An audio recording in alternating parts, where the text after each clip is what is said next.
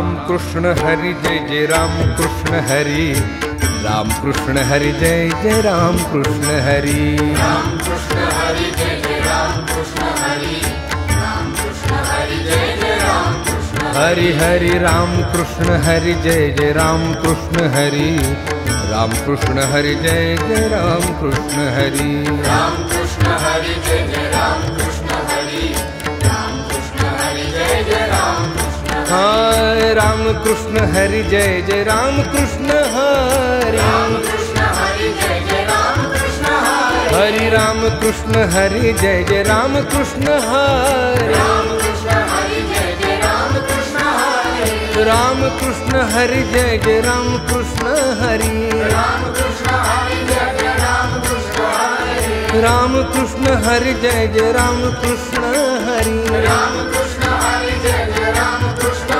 हरि राम कृष्ण. बाबा मग सत्यभामा पण एक कृष्णाची पत्नी म्हणून दाखवलेली आहे, ती कशाचे प्रतीक आहे? पण श्रीमंत भक्त ज्या वेळेला देवाला श्रीमंतीनं सत्तेनं पैशानं प्राप्त करायला जातो त्या भक्ताचं प्रतीक म्हणजे सत्यभामा आहे. ओके. लक्षात आलं का? रुक्मिणीचं जे प्रतीक दाखवलेलं आहे ते भावाचं प्रतीक आहे. भाव, श्रेष्ठत्व, आदर. लक्षात आलं का? म्हणजे ती संपत्ती ऐश्वर्यापेक्षा भगवंताला श्रेष्ठ मानते, ओके. ती देवाला श्रेष्ठ मानते. पण अधिकार गाजवते. हा, ते अधिकार गाजवते पण देवाला ती श्रेष्ठ मानते. संपत्ती श्रेष्ठ का देव श्रेष्ठ? त्याचं छोटस दृष्टांत तुला सांगतो मी, छोटासा दृष्टांत सांगतो. नारदाने खोड काढली हळूच. सत्यभामा ही श्रीमंत होती, श्रीमंत घरातून आलेली सत्यभामा होती, कृष्णाचीच बायको होती.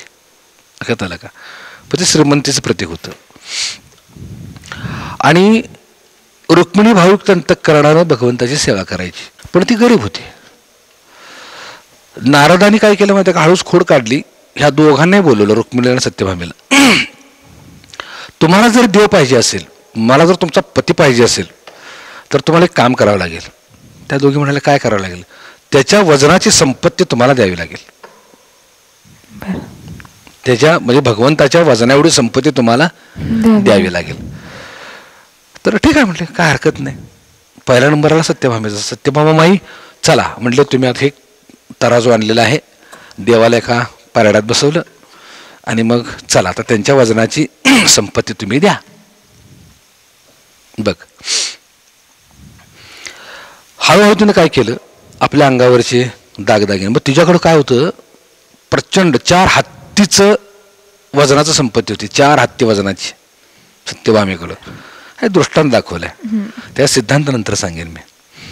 दृष्टांत असं की तिच्याकडे 4 हत्ती वजनाचं संपत्ती होती. तिनं एक एक एक एक एक एक मागायला सुरुवात केली. 1 हत्ती वजनाची संपत्ती आणली, तराजूत टाकली, देवाचं पारडं काही वर येईना. दुसऱ्या हत्तीच्या वजनाची संपत्ती आणली, ऐश्वर्य, सोनं नाणं माणिक मोती हिरे सगळं आणलं, तराजूत टाकलं, भगवंताचं पारडं काही वर येईना. 4 हत्ती संपत्ती आणली, ऐश्वर्य आणलं, तराजूत टाकलं, पारडं काय वर येईना. अखेरीस अंगावरची दागदागिने काढले, शेवटी मंगळसूत्र सुद्धा काढलं आणि त्या पारड्याला टाकलं, देवाचं पारडं वरच येईना. आता काय येईना? त्याच्या पाठीमागचं कारण असं आहे, संपत्तीचा ऐश्वर्याचा मालकच तो आहे.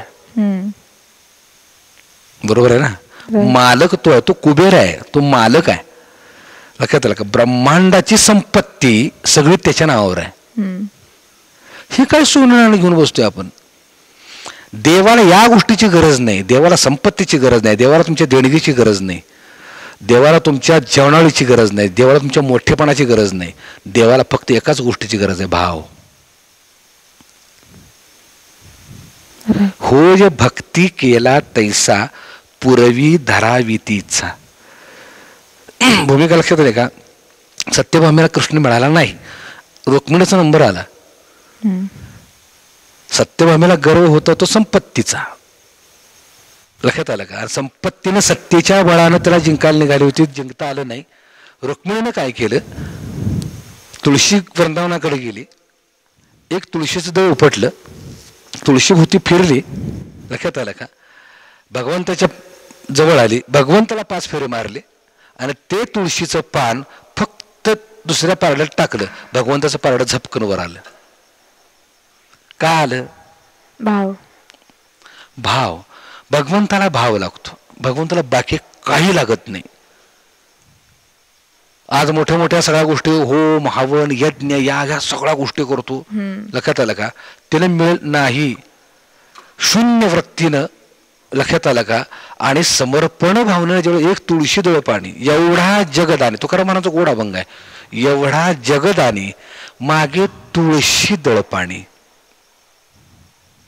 काय म्हणतो? फक्त तुळशीचं दळ मागतो, ते मी भावयुक्त अंतःकरणानं. थोडक्यात ह्या दृष्टांचा सिद्धांत असा आहे, सत्ता संपत्तीनं ऐश्वर्यानं देवाला जिंकता येत नाही, तर देवाला जिंकता येतं फक्त भावानं.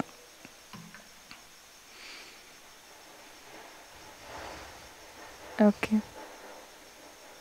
सत्यभामाचं म्हणजे एकदम मूर्ती सुद्धा नाहीये कृष्णाच्या बाजूला, विठ्ठलाच्या बाजूला. तुला मी काय सांगितलं की हे छोटे छोटे छोटे जे दृष्टांत आहेत ना, ते त्याच्या पाठीमागच्या सिद्धांतासाठीही लिहिलेले दृष्टांत आहेत.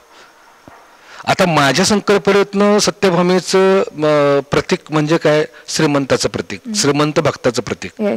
लक्षात आलं का? आता इतर कोण मंडळी असतील माझ्यापेक्षा जास्त अभ्यास करणारे असतील, ते सत्यभामेकडे बघताना वेगळ्या अँगलनं बघतील आणि वेगळा मानते सत्यभामा, रुक्मिणी वेगळ्या मानतील. म्हणून आपल्या दैनंदिन जीवनामध्ये अवस्थेचं वर्णन जे आहे ते पात्राच्या माध्यमानं प्रत्येकाने केलेलं आहे. बर. आणि रुक्मिणी देवाच्या मागे पळते आणि देव राधाच्या मागे पळतो, असं का? बरोबर आहे ना. रुक्मिणी देवाच्या मागे का लागली? तिचा प्रपंच पूर्ण करायचा आहे. भक्त देवाच्या मागे का लागलाय? मागणारा भक्त, त्याच्या प्रापंचिक गोष्टी पूर्ण करायच्या आहेत त्याला, त्याच्या प्रापंचिक गोष्टी पूर्ण करायच्यात म्हणून तो देवाच्या मागे लागलाय. माझ्या प्रपंचात उन्नत होऊ दे, मला बंगला पूर्ण होऊ दे, मला पैसे मिळू देत, ऐश्वर्य मिळू दे, धन मिळू दे, लौकिक, हे त्याच्यासाठी तो देवाच्या मागे लागलाय. लक्षात आला का? म्हणजे भक्ताचा स्वार्थ देवाला कळालाय, त्यामुळे देवानं भक्ताला पाठ केली. हे मागण्यासाठी आलाय, मला नाही मागत हो, माझी संपत्ती यायला पाहिजे, माझे धन यायला पाहिजे. म्हणून देव राधेच्या मागे लागला. का मागे लागला? तिनं मला काहीच मागितलं नाही. त्या भक्तानं काहीही न मागता माझ्यावर इतकं प्रेम केलं, इतकं प्रेम केलं, इतकं प्रेम केलं, आणि देव त्या प्रेमाचा भोकेलेला आहे. म्हणून देव त्या भक्ताच्या मागे म्हणजे राधेच्या मागे लागला.